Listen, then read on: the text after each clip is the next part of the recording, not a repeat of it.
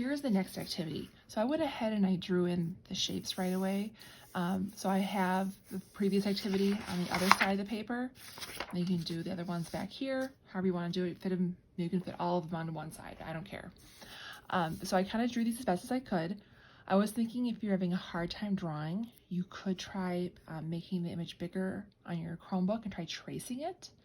Sometimes if you kind of hold it on one side so you're not touching the screen and then just touch your pencil to the screen, you can kind of trace them a little bit. I don't know, just do your best. So you see on there, it has the numbers on there. I think what the idea is that the light source is kind of coming from the back. So that's why the light that's lightest here, and this is supposed to be a darker area. So when we're shading an object, you kind of want to start with the midtones, go darker and then go lighter. I also have added in a new tool. I have a tissue.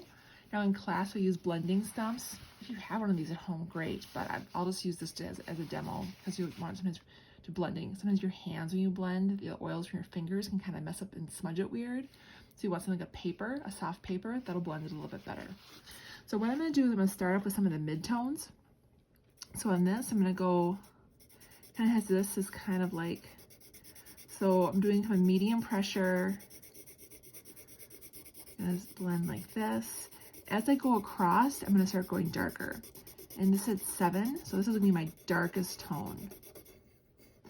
And see, I'm kind of going around this way. Right now I'm going up and down. So the cylinder, I just go straight up and down like this.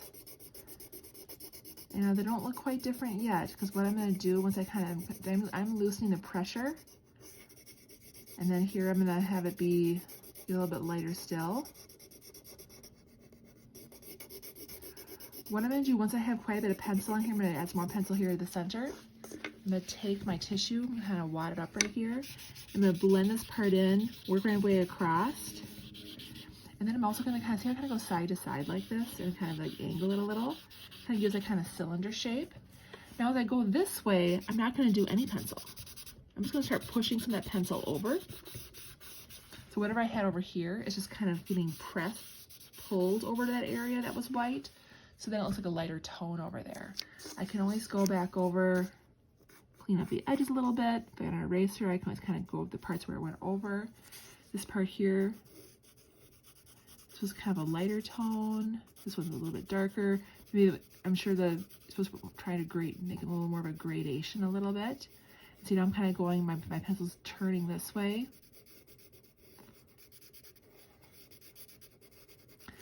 Same thing, I can kind of blend those a little bit. And then on the sphere, that one's gonna be really light. I'm gonna start with the darkest tones down here.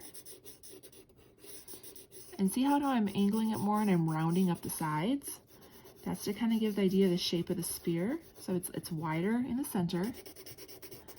And then I'm having it get narrower as it gets to the edge, because as the light hits a sphere, I'm gonna kind of angle a little bit, so kind of think of like we look at the moon. Now I'm doing less pressure, so I work my way up.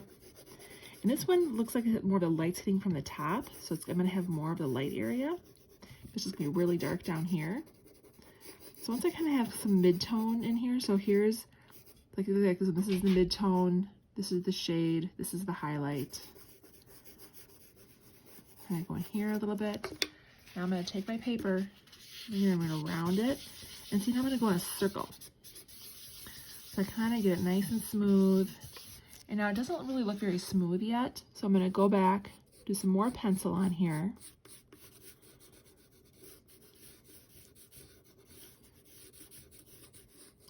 Angle those lines a little bit.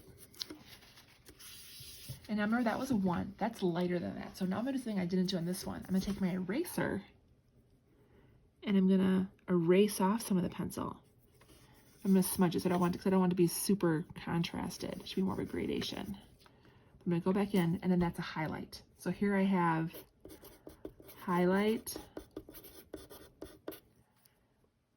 mid-tone,